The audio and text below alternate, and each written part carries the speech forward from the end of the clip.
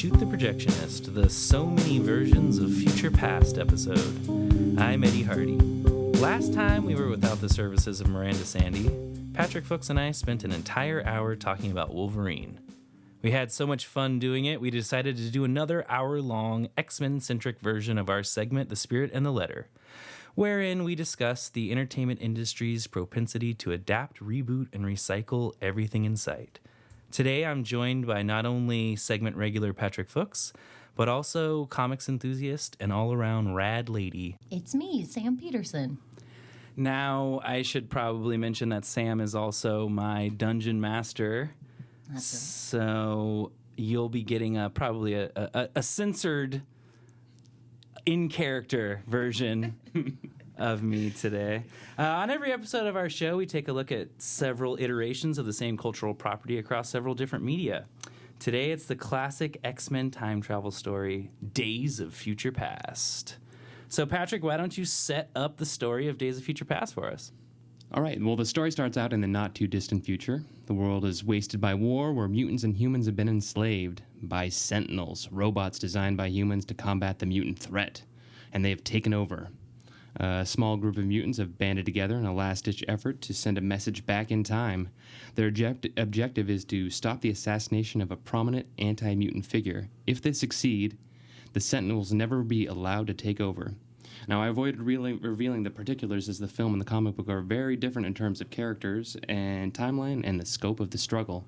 Right. The comic, Uncanny X-Men numbers 141 and 142? Yes. I believe. Written by Chris Claremont, the X-Men writer for 17 years. Everything that you know or love about the X-Men is probably because of Chris Claremont, which gives short shrift to the other guy, his co-plotter and classic collaborator, John Byrne, who wasn't on the book as long as his reputation would suggest. He was just on all the classic stories. And that includes Days of Future Past, which in the book was starring young Kitty Pryde. Really the focal point of that whole story and the most immediate difference when you're comparing it to the film.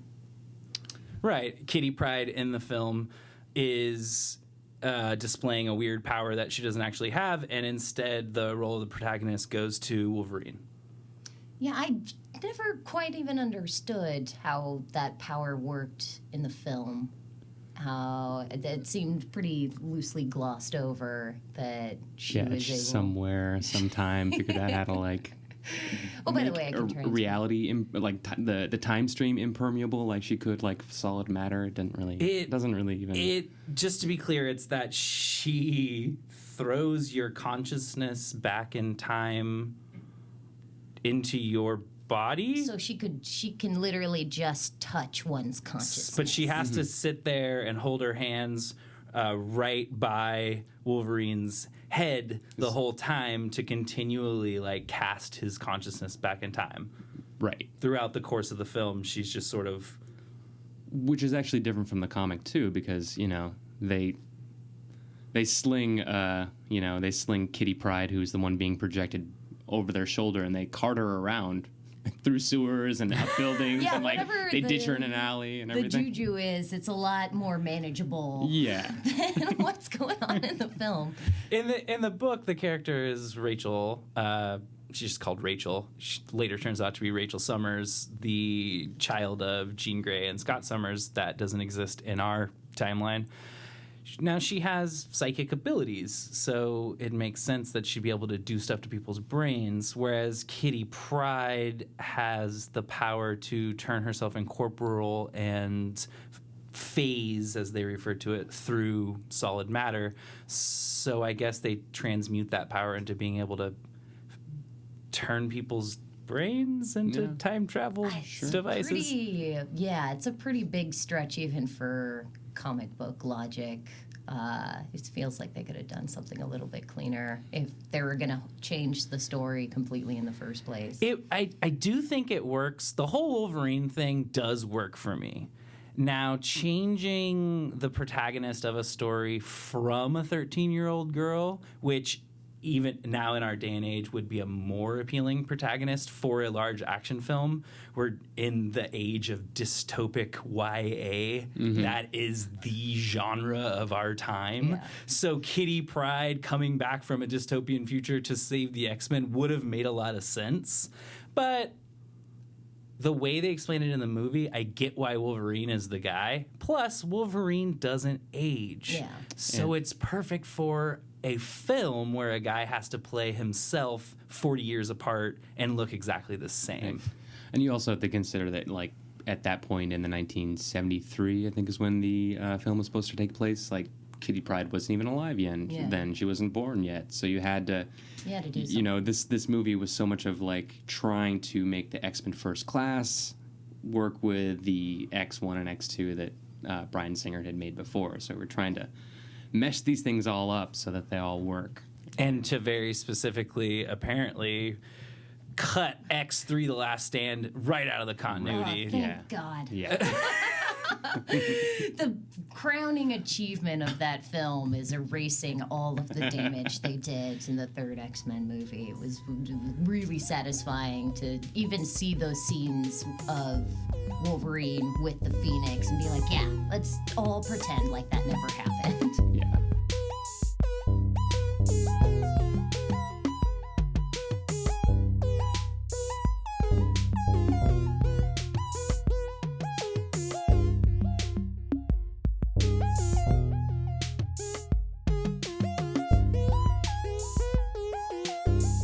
So one of the things that I really enjoyed about rereading these comic books, well, not rereading for me, I guess, reading for the first time, is the internal dialogue you get in the writing that they try and represent in the film, but you really only understand the primal sensations that take over Wolverine when they're written down in front of you. And there was a lot of little aspects in the comic book that got into that that were a lot of fun. That's classic Chris Claremont. He did it so much that he eventually developed a series of tics to describe each character.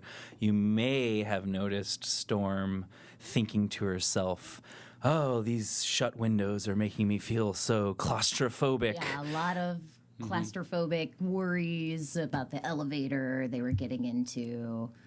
And Wolverine thinking to himself, oh, I need to suppress my anger and not give in to my animal side. And yeah, all these things. Who's that? Who is that? Who is that, Jeremy? Is our resident sound cat. His name is Pete. Pete the Sound Cat weighing in on Claremontian inner monologue in early 80s X-Men comics. Come back when he's ready. You also get, reading these original Uncanny X-Men issues, the wonderful John Byrne. I have always been in love with the way that he draws women in particular, but he's also the guy who established Wolverine. The reason why Wolverine was the main character for a long time of the X-Men was because John Byrne not only was Canadian, but loved the character of Wolverine. Yeah, there is what is, I think I've got it written down, the Canadian Resistance Army is what Wolverine is a part of in the future and who he's sending signals out to, and it's just such a great idea now, them being the butt of every army joke. Wolverine was leading the resistance with the maple leaf behind him. Yeah, it's funny that we get like a Canadian expatriate. I mean, because he's in America for so long. I mean, is he even Canadian anymore at this point? He's leading the resistance forces and helping out. Yeah. Yeah, the plot of the comic involves Kitty or Kate Pryde. Kate Pryde, she's a established woman in her middle age, I think, in the in the time of the future. Yeah, it's set in 2013. Maybe that's why I thought that's when the movie came out. Yeah. Because that's when the original comic is set. And she's now going by Kate Pride. And when she wakes up in our present, the story's present, she knows that she's made it because Storm is calling her kitten. Not because Storm is alive and 30 years younger, but because the name different. You haven't called me that in years. Yeah. I love in that scene too, like where Wolverine smells that she's a woman. Did you get that? Like his instincts, like his feral instincts are allowing him to like spot a woman, no matter like it's like he can sense the age, not necessarily like the physical body, the blooming of a woman. He smells. He smells like the soul, and I mean that Those says are the something a kind lot. of Yeah, I mean, insights yeah, that you don't. That's Wolverine. He senses how deep a woman is. She's got a certain stench, definitely. She's a little past right. Logan's sense of smell has all kinds of weird implications in Patrick's mind. So in the comic, Logan does have a role to play. Kate is on her way to give him some vital information, something like that. But in the film, as we've said, he essentially takes on the Kitty Pryde role. And you get this great scene of him waking up to the sight of a lava lamp and some smooth 1970s soul music. You get a little Wolverine booty. Yeah. I think that's worth mentioning. Right, That's for a certain audience, I'd like to think.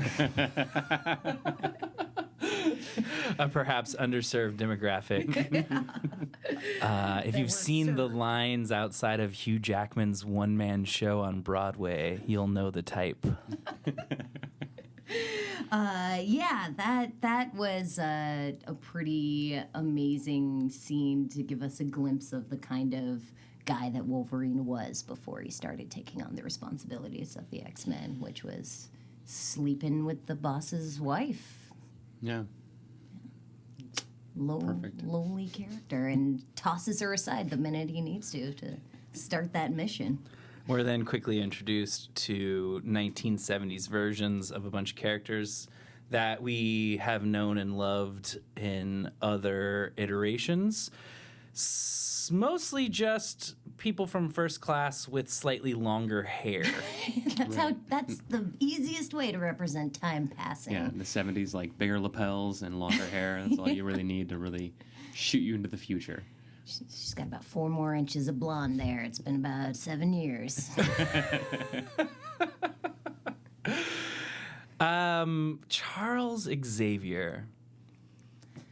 Such a tortured soul, especially really only knowing him up to this point, I think, as the man who lives to serve his students, has, at this point in his life, tossed all of that aside to focus on his own grief, which is a much more selfish Charles than I think we're used to seeing. Yeah, that's the thing about this Charles Xavier. I'm honestly of like the Patrick Stewart school of Charles Xavier, the Captain Picard school, where he's level-headed, he's clear, and there's even a scene when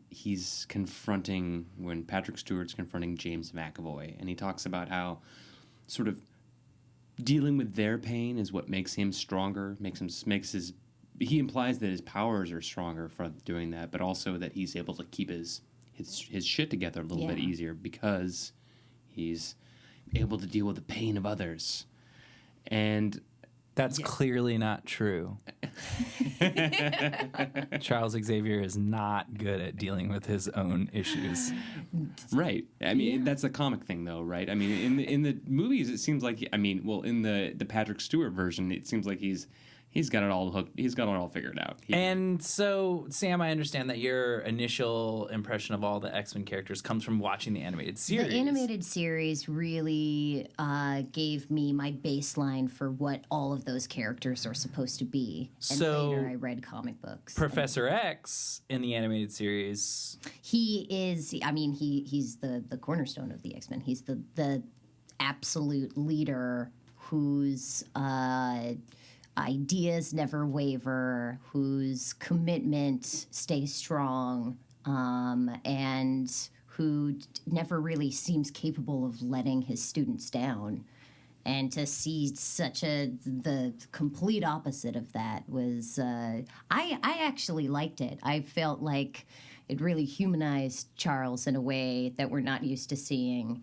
From what I remember in the comic books, they would throw him a love story every now and again, and that would sort of... So the era of the comics that we're dealing with, the meaty, prime, mid-period Claremont, these comics were being written by people who had grown up reading Silver Age comic books and then became politically aware and thought about the implications of the things that those characters were doing that were presented by Stan Lee as being perhaps heroic and in every way unobjectionable and morally right. But when you look at a lot of the stuff that Charles Xavier actually did, in retrospect, it seems pretty fucked up. And so Claremont began to weave the story of a wounded man trying to believe in his own dream. Of course, every X-Men story is animated by Charles Xavier's dream of peaceful coexistence between mutant and human. And so that was all just kind of lip service in the actual 60s. When Stan wrote that they were hated and feared by the world, he didn't actually show it at any point. And in the 70s, when the second generation of Marvel writers started to deal with the characters that were created a generation before, they started to deal with them in a way that was more directly relatable to those themes that were only subtext in the original comics. And so Professor X stopped being referred to as that honorific and was just a lot of times called Charles, and fell in love with the empress of a race of space birds and abandoned the X-Men to follow his heart at one point, and did a lot of things. And had a lot of feelings, more importantly. Yeah.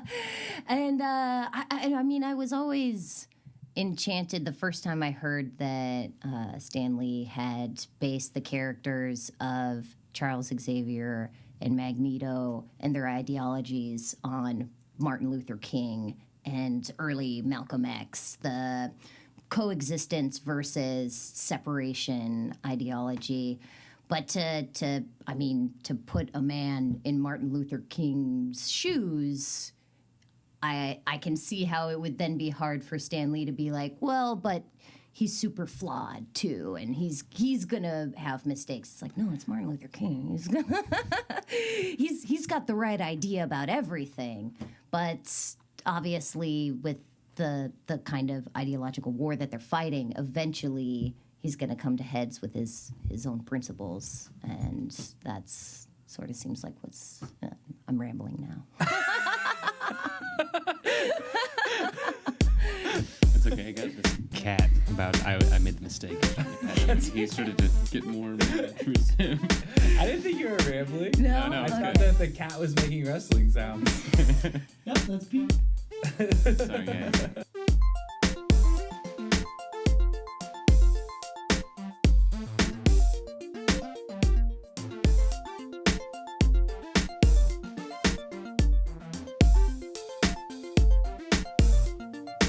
One of the things that I was really struck with in the film presentation was that we're seeing all these different versions of the possible future timelines. I guess you have Bishop showing up, Right. And Bishop wasn't in Days of Future Past. He's in some future version of it. I don't know those comics, but It's his timeline is typically referred to as Forever Yesterday. right, where the mutants are in charge. It's very similar to the Days of Future Past timeline, which is referred to as Earth 811. The mainstream Marvel Universe is referred to as Earth 616. Forever Yesterday has, I don't know, some other designation, but Bishop is from there. It's very similar to Days of Future Past in that the Sentinels enslaved everybody, but then what happened was there was a thing called the Summers Rebellion. I don't know if Bishop was a part of it or he was a little kid and his grandma was in it or something like that, I think. And she raised him in a camp remembering... Well, he was really into the X-Men. The X-Men. He had, like, the mythology of the X-Men. His bedtime stories was tales of the X-Men and how they were carrying the flag for mutants back before the bad thing happened, which is... I think the same bad thing that happens in Days of Future Past, an assassination of a political figure, but it only happened 6 months later or something like that. As we see in the comics, Kitty Pryde fails at her task. She goes back in time and she does change things, but she doesn't stop the Sentinels from being built. The very last page of the two-parter is you see the U.S. government deciding to go ahead and put a Sentinel program in place. The only difference is that instead of it being public, it's going to be a secret program. Right, which gives you a little bit of hope, but you don't really expect it's going to work out really well for the X-Men. So the Days of Future Past timeline exists. This other Forever Yesterday timeline exists. In the Ascani as well. Oh, I just wanted to point out too that it's really interesting how that what they took that Bishop M over the eye, the tattoo over the eye. That's how they kind of identify all. It's the symbol that you're marked with in the concentration camps in Bishop's future. Right. And so I guess that's possibly the second most popular version of like a dystopian X-Men future is this Bishop timeline. But on top of that, we also have the Blink, who's has possibly the coolest power. I mean, it's represented so well that beginning battle is just so visceral with her opening up the portals and people are stepping through, and it's absolutely incredible to watch. She's a short distance teleporter. She's amazing. It really lended itself well to the movie or any cinema. Like representing something like that in a comic book. Some of the powers you can see a little more clearly actually when they're slowed down and drawn out panel by panel. But that was one that was just like a joy to watch on the screen.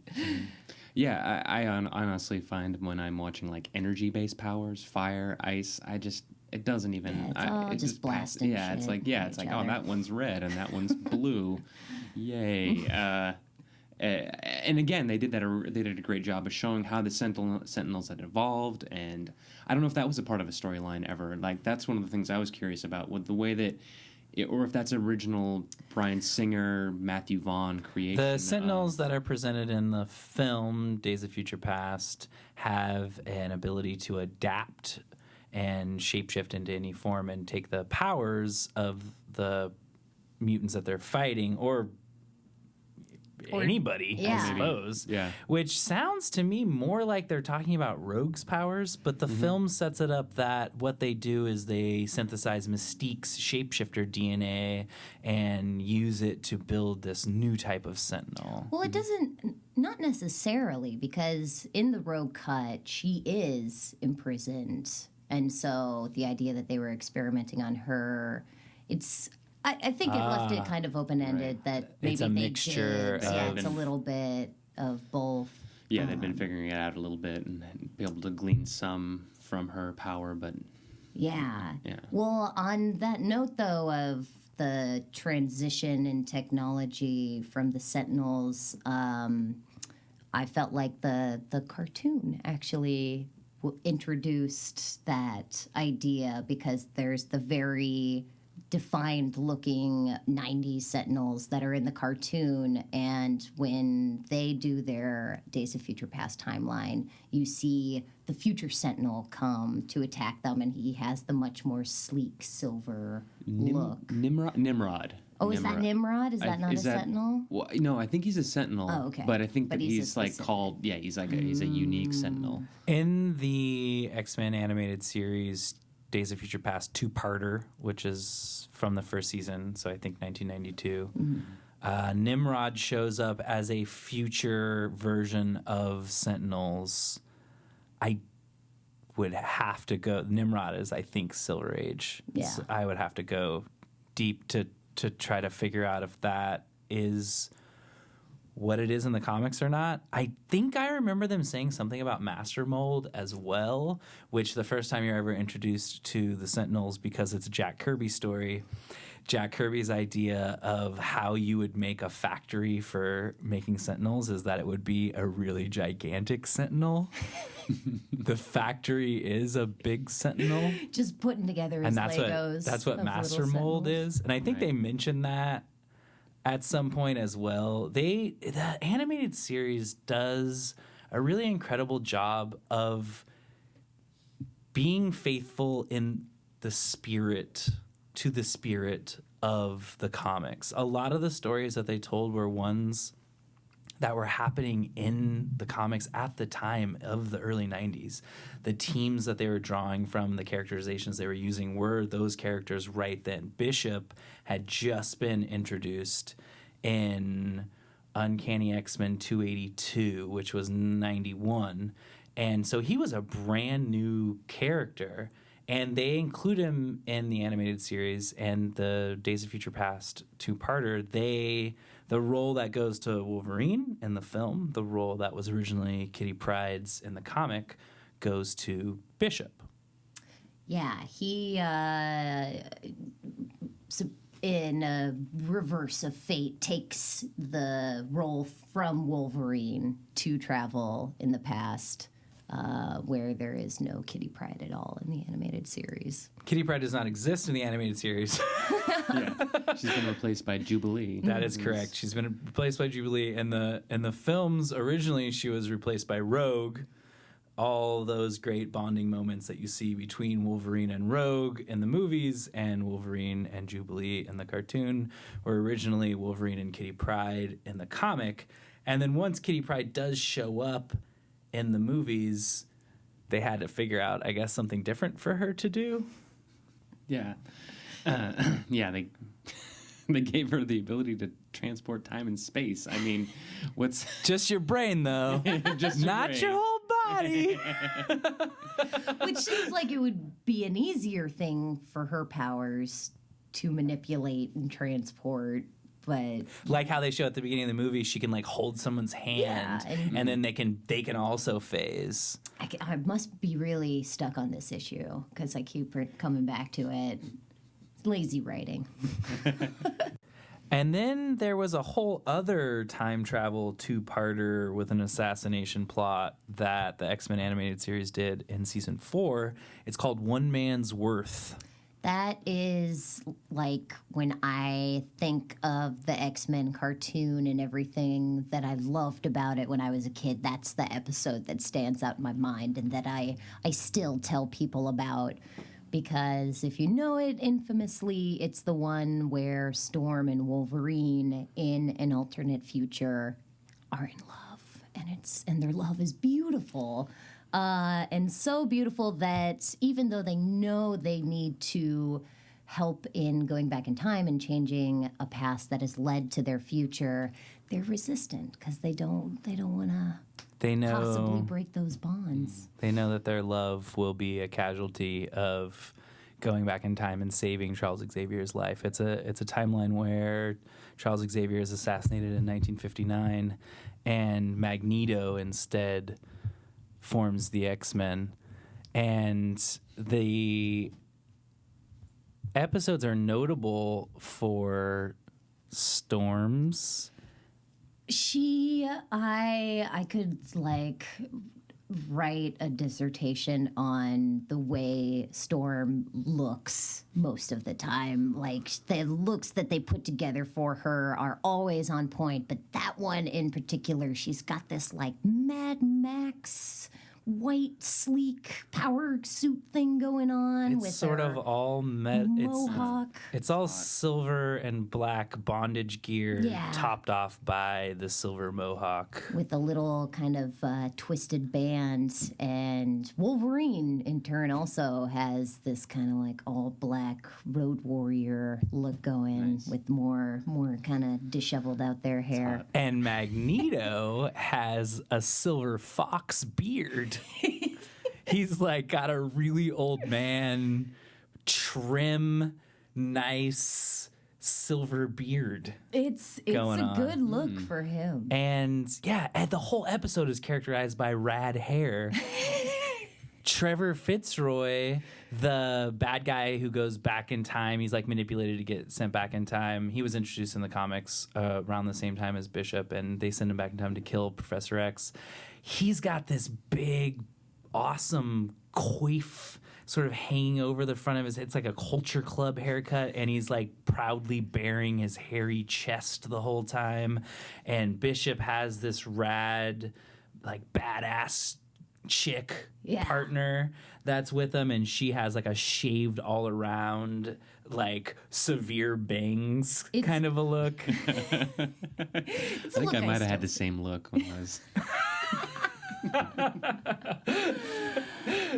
Yeah, but I think from a young age and still today was captivated by this idea of your love for someone being so strong that even though the lives of everyone depends on you changing something significant about the past, you still hold on to those hesitations because you might not meet the person you love. And it's something that comes up in the comic book, too, between Kitty Pryde and Colossus. They have a moment where they acknowledge, like, you know, we must go through with this plan, but there's a chance that we might not come together. And the interpersonal relationships of the X-Men were always like it's like the best soap opera.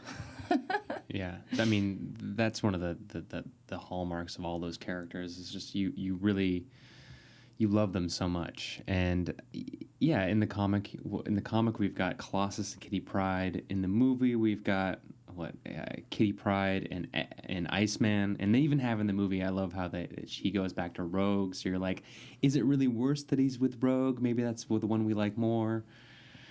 Bobby loves Rogue still, even though he's moved on from her to Kitty, because that's X3 where you see all that stuff, where the film X3, The Last Stand, where Bobby finally sort of gets fed up with Rogue's constant state of emo, you can't touch me, and that's terrible.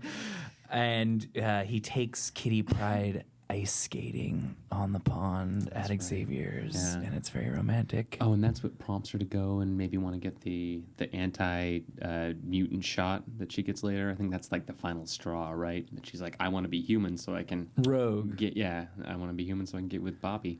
He must. She's always been tortured by the fact that she can't have any personal contact. Her origin story is that she stole the memory from her high school boyfriend the first time that they kissed, and has never gotten over that one thing. It's a devastating state of existence that she has that they kind of go almost a little overboard with, I feel like, in the movies. Rogue really was one of my favorite characters. And like I said, my idea of these characters is most heavily based on the cartoon. And she always came off as this incredibly powerful but tortured figure where the Rogue in the movies just seems tortured. Right, and she doesn't want her powers. I think it's really interesting that we were playing with these the Days of Future Past with the idea that nobody really wants their powers in the 70s. Xavier doesn't want his powers. Beast doesn't want his powers. That's what makes Mystique such a powerful figure. In the film, it's that Mystique is going to assassinate... Is it Robert Kelly in the film? In the film, in Days of Future Past, it's Trask. It's Trask. Yeah. In the book, it's Robert Kelly. But in any case, it's an anti-mutant figurehead, Right. and it's Mystique that's standing up. And specifically, it's because they've built this powerful Mystique figure throughout the course of all of the films. Bryan Singer, from the beginning, was really interested in Mystique, and casting Jennifer Lawrence as her, it's not hurting the cause that she's going to continue to be an interesting character. Yeah. Mystique is the whole mutant and proud flag bearer. And she's the only thing throughout all these different stories, like these versions of it. She's the only thing that stays true. It's She's always constant, yeah. She's the assassin. She's the one that wants to take out the whatever who is getting in the way of mutant freedom. And I mean that says something about that character. You can interchange who you send back in time and all this other stuff, but Mystique needs to be there to be the assassin. I know I think, Ed, you were telling me this, or maybe I read this someplace, where Destiny, Mystique's henchman, one of the Brotherhood that she's roped into this, is actually is her lover, I think, at this point. Yeah, Mystique is canonically queer. In the comics, I believe they have established that her and Destiny do have a relationship. And I think that it really speaks to this idea that Mystique is completely accepting, loving, and understanding of all forms of life. And she is constantly arguing for everyone to accept their true selves. And so she loves Beast as an awkward white boy. She loves Beast as a feral blue creature. Destiny is a strange creature herself. Mystique is capable of appreciating beauty on a level that makes her a really admirable character. She has, like you said, she's just a fascinating character, and one of the themes that I saw through these 3 different pieces of media too was we see in the comic book Mystique introducing the idea that she might be Nightcrawler's mother. In the cartoon, she straight up talks to Rogue about how she is her mother and raised her in a different form from her sexy blue self, which makes me curious about what the next phase of Mystique is, because she is so connected to being this mother figure, and we've only seen her in the movie being brash, independent, yet sort of connected to whatever ideology fits what she feels most passionate about at the time. But she, in the comic world and in the cartoon world, she's always been connected in a very motherly position to certain X-Men. And I'm curious who's going to be Mystique's protege next. Mm-hmm. Is she going to find some lover and have Nightcrawler in the 80s? Yeah. Or are we just going to see her sort of filling Magneto-sized shoes? You know, the comics, this was their first dabbling in time travel, and it caused a lot of problems with continuity forever after. And with Bryan Singer and his team's approach to the film, it's quite the opposite. They actually took the opportunity to make a time travel film that wrapped up a bunch of continuity, that went back and selected out of the canon what they wanted to use going forward, which characters were alive, which were dead, what parts of this crazed continuity that's been built up over the course of all these different films, 3 original X-Men films, 2 Wolverine spinoffs, and then the reboot, and now a sequel to the reboot comes along and says, yeah, it's all part of the same continuity, except for some of it doesn't exist anymore, which is so comic book. Yeah. Mm-hmm. That is as faithful as you could be to the idea of what comic books are. Absolutely. And it's a wonderful place that now the X-Men film franchise finds itself, because it's replicating the exact feeling of actually sitting down and trying to read an X-Men comic. Yeah. You're in a place where you don't know whether what you know about it is true or not, but it's all relevant to the themes, even if it didn't, quote unquote, really happen. Yeah. I mean, even with those things wiped out from existence, they're still in Wolverine's memory, and that alone could have The a role next to time Wolverine sees Jean Grey, he's going to perceive her as being back from the dead, whether or not she ever realizes that she died or not. play. Yeah.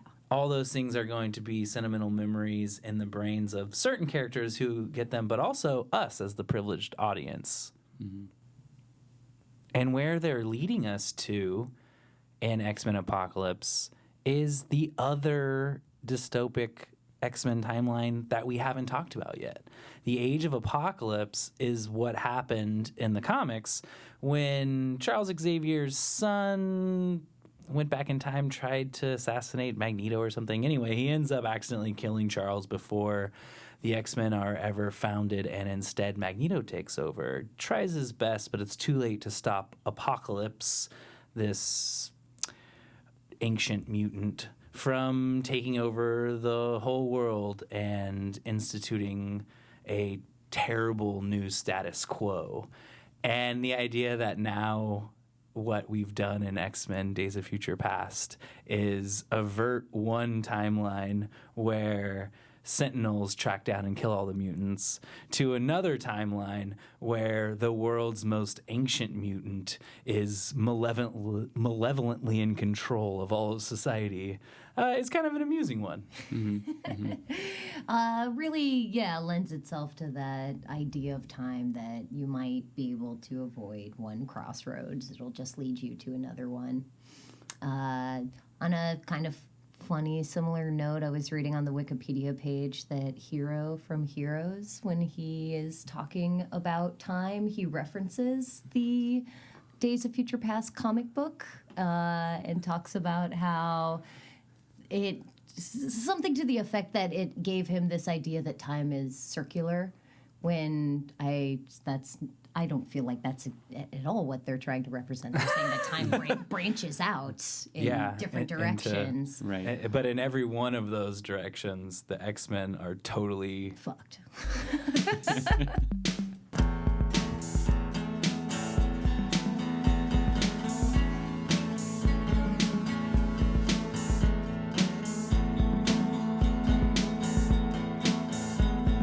Shoot the Projectionist is recorded in Portland, Oregon by Jeremy Sandy.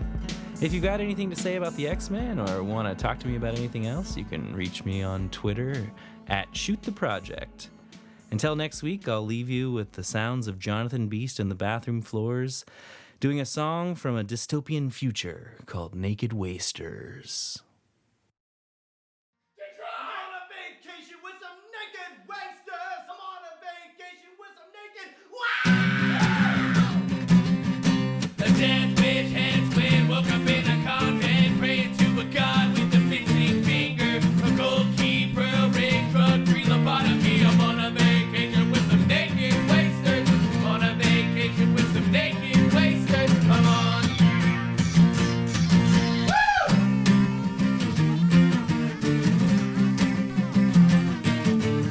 CDPC, teenage sex, she wrote a prototype, so positive love. I'm on a vacation with some naked wasters.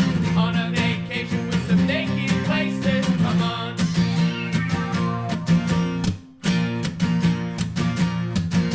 I'm on a vacation with some naked wasters. I'm on a vacation with some naked wasters. I'm on a vacation with some naked wasters. I'm on a vacation with some.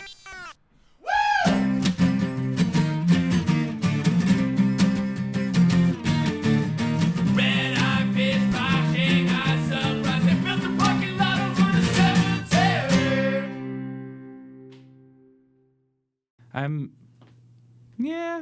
I guess I'm there. Am I there? I sound a little. Yeah, there we go. I'll be all right. Everybody's headphones are I'll be all right. Is that? Wait, Was that? somebody knock on the door? Yeah, somebody's at the door. Oh, pizza. Who the fuck is I'm like, who the fuck is it bothering me? Give me at least a couple dollars. Be right there. No, I mean for tip. I already paid for it with my credit card. Oh, Like at least a couple. why? 'Cause it is easier. God damn it. That's some your grandpa at dinner shit. If you ever go out to dinner with your grandpa and your dad, what happens is that your dad is trying to pay for dinner, and the bill never even comes because grandpa fucking secretly I love Whiz seeing that those, like, rascal right over there. made one of the servers super uncomfortable. I just put it on my card so you can give me cash. All right, that's cool, man. And talk to her for Yeah. at length, like, don't let If you fuck this deal up the for me, mission won't be accomplished should you accept another card. my family pride is at stake here, young lady. Okay, that was all recorded. All right, let's give it a Okay. shot.